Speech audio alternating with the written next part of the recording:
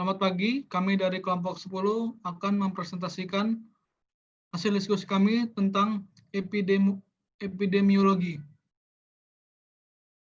yang beranggotakan kelompok yang pertama Laili Nuraini dengan NIM 134190184, Ananda Intan Alfani dengan NIM 134190187, Joshua Fredrickson Sinaga dengan NIM 134190189. Epidemi merupakan suatu kejadian meningkatnya penyakit dengan hebat pada waktu dan wilayah tertentu dalam suatu populasi tumbuhan. Epidemi terjadi dalam jangka waktu dan ruang tertentu, sehingga tidak terjadi pada saat dan tidak merata. Epidemiologi adalah ilmu yang mempelajari tentang penyakit dalam tingkat populasi, di mana wabah penyakit akan terjadi apabila ada interaksi antara populasi patogen dalam populasi tanaman inang, dalam kurun waktu dan ruang tertentu. 1. Penyebaran patogen. Pada umumnya, penyebaran patogen terjadi secara pasif. Meskipun beberapa bakteri, zoospora, nematoda mampu bergerak secara aktif. Namun patogen tersebut hanya dapat bergerak dalam jarak yang sangat pendek. Penyebaran patogen dapat terjadi dengan perantaraan angin, air, serangga, dan manusia. 1. Angin. Angin merupakan salah satu agensia penyebaran patogen yang paling efektif.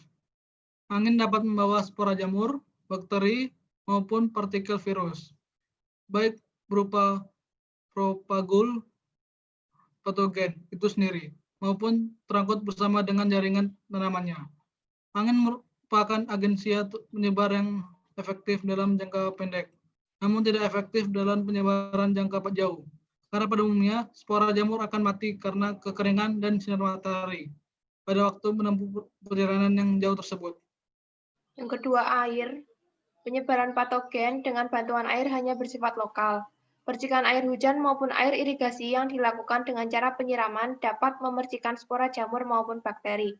Aliran air irigasi maupun air hujan dapat mengangkut spora jamur maupun bakteri, miselium jamur, nematoda, menuju ke areal-areal yang lebih rendah letaknya. Selanjutnya yaitu serangga. Serangga selain berperan sebagai agensia penyebar juga mampu berperan sebagai agensia pembiak karena beberapa patogen mampu membiak dan bertahan di dalam tubuh serangga. Serangga yang pergerakannya lambat merupakan agen penular yang efektif, namun bukan penyebar yang efektif. Penyebaran yang efektif hanya dapat dilakukan oleh serangga yang bersayap, sehingga dapat terbang atau tertiup angin. Jadi, dalam hal ini, serangga dapat berperan sebagai penyebar, penular, pembiak, dan tempat bertahan patogen. Yang terakhir yaitu manusia. Penyebaran oleh manusia merupakan penyebaran yang paling efektif. Manusia dapat menyebarkan patogen dalam jarak yang cukup jauh dan dalam jangka waktu yang relatif singkat, apalagi seiring dengan kemajuan sistem transportasi saat ini. Manusia dapat menyebarkan patogen bersama dengan bahan tanaman, tanah, bahan organik, kompos, atau produk pertanian yang dibawanya. Bahkan spora jamur atau bakteri dapat menempel pada baju atau badan manusia dan akan terbawa mengikuti kemana perginya. Selanjutnya yaitu mengenai daur besar penyakit tanaman. Daur besar penyakit tanaman merupakan sebuah grafik yang menggambarkan perkembangan penyebaran penyakit epidemi tanaman. Pada awal penyebaran penyakit epidemi, grafik akan terus bergerak naik hingga titik puncak. Hal ini dikarenakan pada awal mula muncul penyakit epidemi, serangan patogen yang baru sulit dan belum dapat dikendalikan, serta inang baru yang memiliki ketahanan yang berbeda. Grafik secara alami akan turun ketika petani telah mengaplikasikan pengendalian yang tepat. Selain itu, grafik juga akan turun ketika tanaman yang terkena penyakit epidemi telah habis sehingga patogen tidak lagi dapat menyerang ke tanaman yang lain. Setelah grafik turun, jumlah kerusakan akibat penyakit epidemi akan landai karena petani mampu mengendalikan penyebaran patogen. Kerusakan tanaman akan mengalami ledakan sekunder atau ledakan kedua ketika terdapat penyimpangan atau pelanggaran budidaya, misalnya seperti pemberian irigasi yang kurang tepat. Namun pada ledakan sekunder ini tidak berlangsung lama. Selanjutnya yaitu mengenai tipe penyakit dan rumus epidemiologi. Yang pertama yaitu monosiklik atau penyakit bunga tunggal. Penyakit bunga tunggal mempunyai ciri-ciri sebagai berikut. Yang pertama, Jumlah inokulum relatif tidak bertambah. Yang kedua, perkembangan penyakitnya bersifat lamban. Yang ketiga, tanaman yang menjadi sumber infeksi bagi tanaman berikutnya hanya tanaman yang baru saja terinfeksi. Sedangkan tanaman yang telah terinfeksi sebelumnya tidak menjadi sumber infeksi. Dan yang terakhir yaitu laju infeksi penyakit monosiklik itu relatif rendah. Berikut ini adalah rumus penyakit monosiklik, di mana XT itu sama dengan X0 plus X0 kali R kali T. XT merupakan inokulum akhir atau jumlah tanaman sakit akhir. X0 merupakan inokulum awal atau jumlah tanaman sakit awal. R merupakan laju infeksi atau jumlah tanaman sakit per satuan waktu. T merupakan jangka waktu berlangsungnya epidemi. Kedua, polisiklik atau penyakit bunga majemuk. Penyakit bunga majemuk memiliki ciri sebagai berikut. Pertama, inokulum berkembang dengan cepat. Kedua, penyebaran dapat dilakukan lebih dari satu kali ke tanaman yang jauh melalui bantuan angin. Ketiga, bagian tanaman atau tanaman yang mula-mula terinfeksi maupun yang baru saja terinfeksi akan menjadi sumber infeksi bagi tanaman di sekitarnya. Keempat, laju infeksinya mula-mula kecil, namun akan meningkat dengan cepat. Berikut rumus polisiklik, XT sama dengan X0 dikali E pangkat RT. Dengan keterangan, XT adalah inokulum akhir atau jumlah tanaman sakit akhir, X0 adalah inokulum awal atau jumlah tanaman sakit awal, R sama dengan laju infeksi atau jumlah tanaman sakit per satuan waktu, T adalah jangka waktu berlangsungnya epidemi, E yaitu konstan dengan 2,7182. 4. Terjadinya epidemi dan peramalannya. Pada sistem alami, unsur yang dipertimbangkan dalam interaksi yang menimbulkan terjadinya penyakit hanya 3, yaitu tanaman inang rentan, patogen virulen, dan kondisi lingkungan yang menguntungkan interaksi.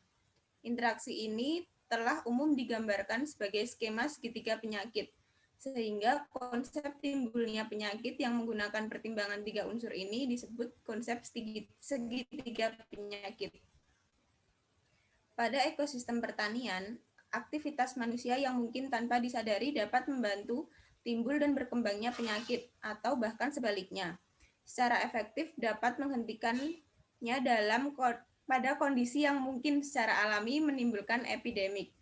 Interaksi dalam ekosistem pertanian ini digambarkan sebagai skema segi 4 penyakit dan konsepnya disebut konsep segi 4 penyakit. Menurut analisis konsep piramida, kemungkinan penyakit menjadi epidemik apabila 1. Kerentanan tanaman inang meningkat atau ketahanannya menurun. 2. Virulensi atau keganasan patogen meningkat. 3. Kondisi lingkungan mendekati tingkat optimum untuk pertumbuhan, reproduksi, dan penyebaran patogen. 4. Meningkatnya campur tangan manusia yang mengakibatkan berubahnya keseimbangan ekosistem. 5. Rentang waktu yang menguntungkan interaksi inang patogen berlangsung cukup lama. Peramalan epidemi. Peramalan epidemi atau perakiraan penyakit tanaman memungkinkan untuk memprediksi peluang terjadinya peledakan atau outbreak, atau peningkatan intensitas penyakit, sehingga dapat menentukan apa, kapan, di mana tindakan pengendalian akan dilakukan. Hal tersebut juga sangat berguna bagi petani dalam tindakan pengelolaan penyakit tumbuhan. Dalam memperakirakan penyakit tanaman yang sedang berkembang, maka harus mengerti beberapa sifat patogen tertentu, inang, dan lingkungannya. Di samping itu, dalam epidemiologi, faktor waktu memegang peran penting dalam perakiraan. Epidemi belum mungkin terjadi jika faktor-faktor yang membantu penyakit hanya berlangsung selama 1 daur hidup patogen. Gabungan dari faktor patogen, tumbuhan, cuaca, dan waktu, atau merupakan konsep tetrahedron epidemi, dapat membentuk bermacam-macam kombinasi munculnya epidemi. Agar dapat disusun cara perakiraan yang bermanfaat, beberapa syarat berikut ini diperlukan, yaitu 1. Pertanaman merupakan tanaman penting, misalnya tanaman pangan, tanaman perkebunan yang mempunyai nilai tinggi. 2. Penyakit dapat menimbulkan kerugian besar, tetapi hanya pada keadaan-keadaan tertentu saja. Kalau pengendalian dilakukan terus-menerus, akan memerlukan biaya tinggi, tetapi jika tidak dilakukan dapat berbahaya terjadi epidemi. 3. Perlu terdapat cukup keterangan, baik hasil pengamatan maupun penelitian mengenai pengaruh berbagai faktor lingkungan terhadap perkembangan penyakit. 4. Untuk penyakit yang bersangkutan, telah tersedia cara pengendalian yang tepat. 5. Terdapat jarak atau tenggang waktu yang cukup antara diumumkannya hasil perakiraan dengan timbulnya epidemi penyakit. Sekian presentasi dari kelompok 10. Apabila banyak kurangnya kami mohon maaf. Wassalamualaikum warahmatullahi wabarakatuh.